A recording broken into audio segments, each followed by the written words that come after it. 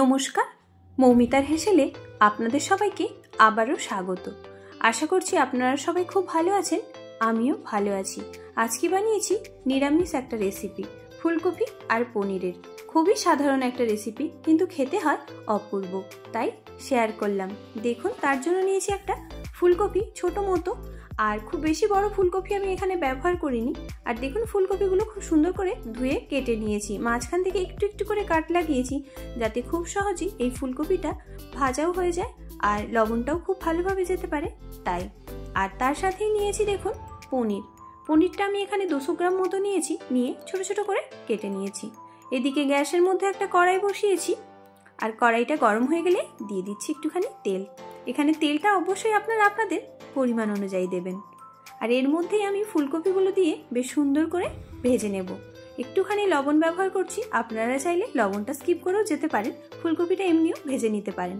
আমি একটু লবণ দিয়ে ভাজলাম, যাতে করে খুব তাড়াতাড়ি ফুলকপিটা সেদ্ধও হয়ে যায় আর ভাজাটাও খুব সুন্দর হয়ে যায়, তাই আমি অল্প একটু লবণ ব্যবহার করলাম। দিয়ে বেশ ভালো করে ঢেকে আমি 3 মিনিট মতো রেখে দেব। এদিকে একটা দেখুন মিক্সিং জার নিয়েছি, তার মধ্যেই দিয়ে দিচ্ছি একটা বড় সাইজের টমেটো, একটা পেস্ট বানাবো তাই। আর দিচ্ছি দেখুন বেশ কিছুটা পরিমাণ কাজু, আর দেবো এখানে পোস্ত, 2 চা চামচ মতো আমি পোস্তর ব্যবহার করছি এখানে। এই মশলাতে খুব বেশি কিছু আর দিলাম না, শুধু টমেটো, পোস্ত আর এই কাজুটা দিয়ে কিন্তু এটা পেস্ট করে নিতে হবে। আপনারা চাইলে শিলনোড়াতেও করে নিতে পারেন। দেখুন, এটা আমি প্রথমে পেস্ট বানিয়ে নিচ্ছি। পেস্টটা কিন্তু একেবারেই দেখুন রেডি হয়ে গেছে। আর এদিকে ফুলকপিটাও কিন্তু আমার প্রায় একেবারেই সেদ্ধ। দেখুন, সুন্দর কালার চেঞ্জ হয়ে গেছে, আর খুব সুন্দরভাবেই কিন্তু ফুলকপিটা আমার প্রায় সেদ্ধ হয়ে এসেছে। আরও একটু ভালো করে আমি এটা ভেজে নেব। এখানে বলি, আমার এই চ্যানেলের রান্নাগুলো যদি আপনাদের ভালো লাগে, তাহলে অবশ্যই একটা লাইক কমেন্ট করে দেবেন। যদি খুব ভালো লাগে তাহলে একটা শেয়ার করে দেবেন। আর আমার চ্যানেলে যারা নতুন বন্ধু আছেন, অবশ্যই চ্যানেলটা সাবস্ক্রাইব করে পাশে থাকা বেল বাটনটা প্রেস করবেন, যাতে করে আমার চ্যানেলের রান্নাগুলো আপনাদের কাছে খুব সহজেই পৌঁছে যায়। দেখুন, বেশ সুন্দর করেই কিন্তু আমি ফুলকপিগুলো সব ভেজে নিয়েছি। এবার এগুলো আমি সব তুলে নিলাম। আর এই তেলের মধ্যেই আমি এবার দিয়ে দিচ্ছি পনিরটা দিয়েও কিন্তু বেশ ভালো করে একটু ভেজে নিতে হবে, তবে খুব বেশি সময় ভাজার দরকার নেই, তাতে করে পনিরগুলো কিন্তু শক্ত হয়ে যায়, খেতে অতটা ভালো লাগে না।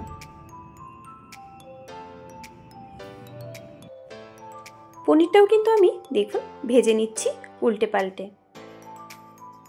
এর বেশি করে আমি কিন্তু পনিরটা আর ভাজবো না, এরমভাবেই পনিরটা এবার আমি তুলে নিচ্ছি। এখানে চাইলে কিন্তু আপনারা আলুর ব্যবহারও করতে পারেন, আমি আলুর ব্যবহার করলাম না। এই তেলের মধ্যেই আবার দিয়ে দিচ্ছি গোটা জিরে ফোড়ন।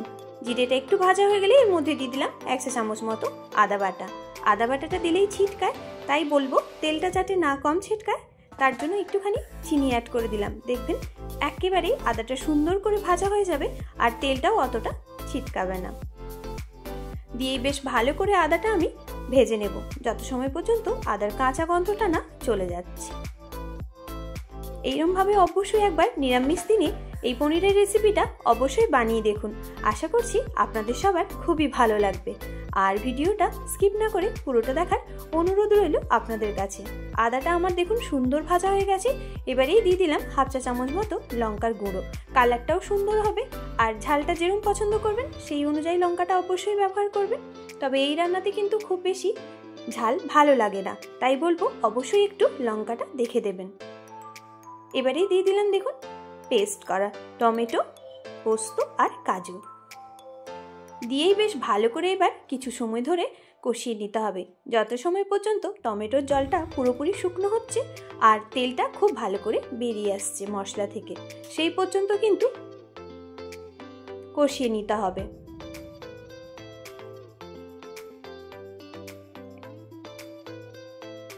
দেখুন বেশ সুন্দর তেল ছাড়তে শুরু করেছে। এবারে আমি এখানে ব্যবহার করছি জায়ফল আর জয়িত্রীর গুঁড়ো।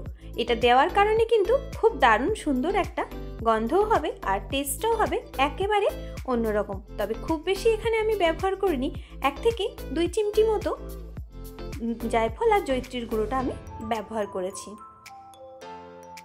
দিয়ে আবারও বেশ কিছু সময় আমি কষিয়ে নিলাম। দেখুন সুন্দরভাবে তেল ছাড়তে শুরু করেছে। এরপরেই আমি ফুলকপি আর পনির ভেজে রেখেছিলাম সেটাই দিয়ে দিলাম। দিয়ে আবারও বেশ কিছু সময় আমি কিন্তু কষিয়ে নেব। এখানে আপনারা চাইলে কাঁচা লঙ্কার ব্যবহারও করতে পারেন বা ধনেপাতার ব্যবহারও করতে পারেন। আমি কিছুই দিলাম না। এইভাবেই একবার পনিরটা অবশ্যই বানিয়ে দেখুন। খুব বেশি মশলা দেওয়া হয় না, কিন্তু এটা টেস্ট হয় কিন্তু অসাধারণ। তাই বলবো অবশ্যই একবার বাড়িতে ট্রাই করুন। আশা করছি আপনাদের খুবই ভালো লাগবে। এবারেই দিয়ে দিচ্ছি আমি এখানে অল্প একটুখানি লবণ। লবণটা অবশ্যই টেস্ট অনুযায়ী দেবেন।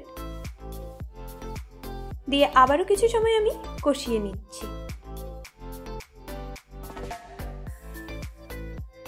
দেখুন একেবারেই কিন্তু সুন্দরভাবে মশলাগুলো আর ফুলকপিটা সুন্দর কষানো হয়ে গেছে। এরপরেই আমি অ্যাড করব এখানে জল। বেশ কিছু সময় কিন্তু এটা কষিয়ে নিতে হবে যাতে করে পুরোপুরি তেলটা ছেড়ে আসে।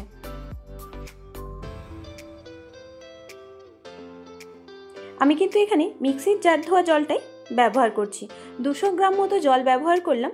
আপনারা জলটা অবশ্যই কম বেশি করে নেবেন, তবে এই রেসিপিটি কিন্তু খুব বেশি ঝোল ভালো লাগে না। দেখুন আমি জলটা অল্প ব্যবহার করেছি, কারণ আমি এখানে লিকুইড দুধ কিছুটা ব্যবহার করব, তাই 200 গ্রাম মতো জল দিলাম। তারপরে আমি এখানে ব্যবহার করব 1 কাপ পরিমাণ লিকুইড দুধ, তাই জলটা অবশ্যই একটু দেখে দেবেন। দেখুন দিয়ে দিলাম আমি এখানে 1 কাপ পরিমাণ লিকুইড দুধ। এই দুধটা দেওয়ার কারণে কিন্তু এই রেসিপির টেস্টটা হয় একেবারেই অন্যরকম। তাই বলবো অবশ্যই একবার বাড়িতে ট্রাই করুন। দিয়েই এটা বেশ কিছু সময় ধরে ফুটতে দিতে হবে। আপনারা যদি মিষ্টি পছন্দ করেন তাহলে একটু মিষ্টি ব্যবহার করতে পারেন, তবে আমি যখন মশলা কষিয়েছিলাম প্রথমেই 1 চা চামচ মতো চিনির ব্যবহার করেছি, তাই আর আমি চিনির ব্যবহারটা করলাম না। এইভাবেই আমি 5 মিনিট মতো সেদ্ধ হতে দিয়েছিলাম সব কিছু। দেখুন কি সুন্দরভাবে রেডি হয়ে গেছে পুরো।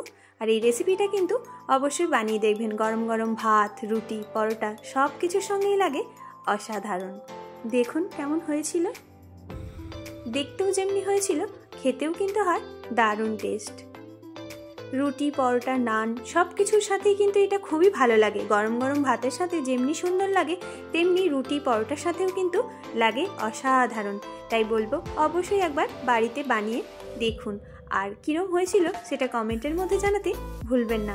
এতটা সময় আমার সঙ্গে থাকার জন্য আপনাদের অসংখ্য ধন্যবাদ। ভালো থাকবেন আর সুস্থ থাকবেন।